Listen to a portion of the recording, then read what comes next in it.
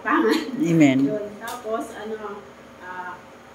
hindi yun nawawala pag aalabi mo na lang lagi sa pamagitan ng lagi kang konektado sa Kanya, sa pamagitan ng prayer, pagbabasa ng salita ng Diyos, diba, pagpulay-tulay, tapos yung pag-attend lagi sa mga gawain.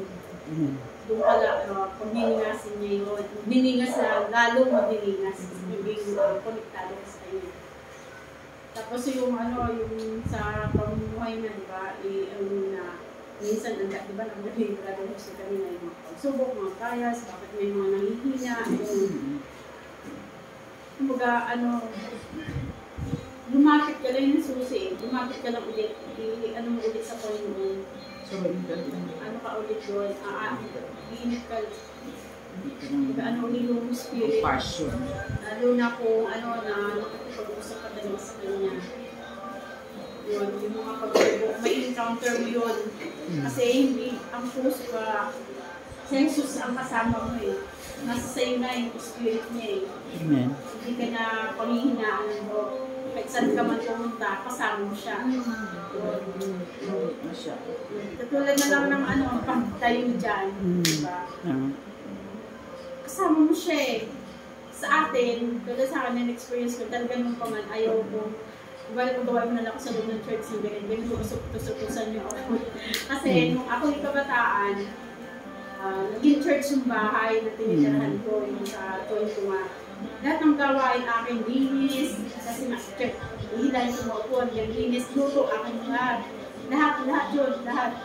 Isa na ko pumunta, basta lahat sa akin, pero walang kasi amin sa akin, doon nga. Tapos, ko yung gano'n na pagka dyan, ayoko. Kahit may nagsasabi sa akin na may mga nagsabi sa akin na pastor na i-calling lang. Natuturo ko. Ayoko. Ayoko pastor. Kasi ang number one na nagawa sa akin, syempre, panganay ako, kailangan namin ng pinansyal. Doon ako. Kasi meron gusto ako, mag-aralin ako sa, may susuporta, mag-aral ako sa Axon, Bible School.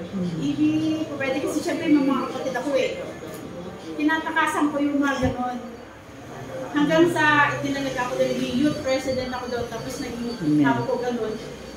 Hanggang doon lang. Pero sa biyaya ni Lord na kasi 4 na church yun. Ngayon na sa Facebook, yung mga president naka-parepress kami president, sila mga pastor na. Nasa kwento sa ako, Lord.